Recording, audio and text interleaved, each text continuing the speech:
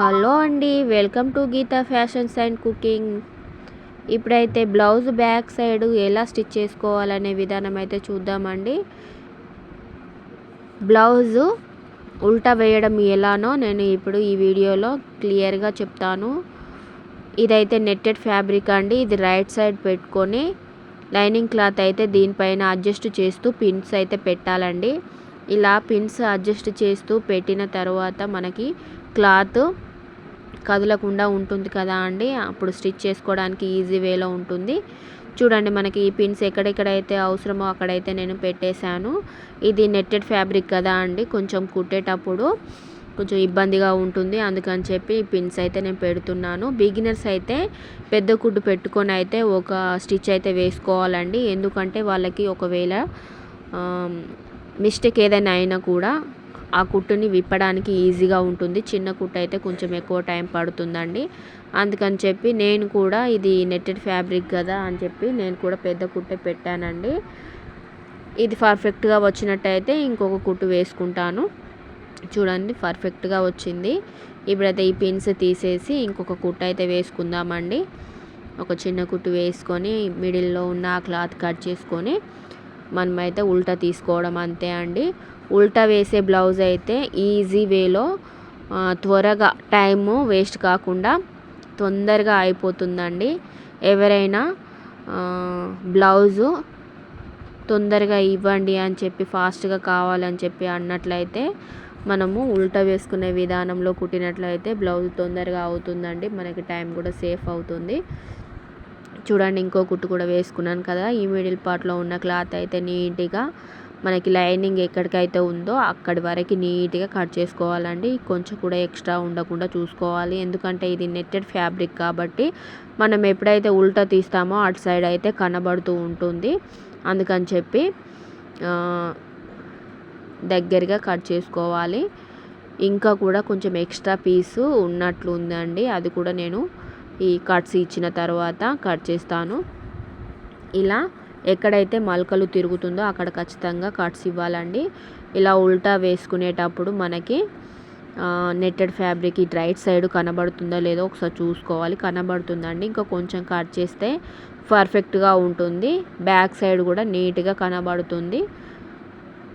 గల్ల లోత్ అనేది కుట్టు కూడా అక్కడ వేస్తాం కాబట్టి ఉల్టా వేసిన పీస్ ఎక్స్ట్రా పీస్ కనబడకుండా నీట్గా ఉంటుందండి. ఇలా ఎక్స్ట్రా పీసులు ఏమున్నా కూడా కట్ చేసుకొని ఇప్పుడైతే మనం ఉల్టా తిప్పడమే. చూడండి ఎంత నీట్గా వచ్చిందో. అలా పిన్స్ అయితే పెట్టుకోవాలండి. బిగినర్స్ అయితే ఖచ్చితంగా పిన్స్ పెట్టుకోవాలి. వాళ్ళకి కుట్టడం అనేది అడ్జస్ట్ అయ్యేంత వరకు అయితే ఖచ్చితంగా అడ్జస్ట్ పిన్స్ అయితే పెట్టుకోవాలి. ఇలా క్లాత్ని అడ్జస్ట్ చేస్తూ పైనుండి ఒక కుట్టు అయితే వేసుకోవాలి. నీట్గా చూసుకుంటూ వేసుకోవాలండి. వంకరగా రాకుండా పర్ఫెక్ట్గా మనం ఎక్కడైతే మలక తిప్పామో దానిపైనే వచ్చేటట్లు వేసుకున్నట్లయితే నీట్గా కనబడుతుందండి. ఇలా వేసుకోవాలి. బిగినర్స్ అయితే ఈజీగా ఇలాంటి బ్లౌజు కుట్టగలరు. ఫస్ట్ ఇది నేర్చుకున్న తర్వాతనే పంపకం సంబంధించింది, పైపింగ్ సంబంధించిన బ్లౌజ్ అయితే నేర్చుకుంటే ఇంకా పర్ఫెక్ట్గా కుట్టవచ్చు. చూడండి ఎంత పర్ఫెక్ట్గా వచ్చిందో గల్లా.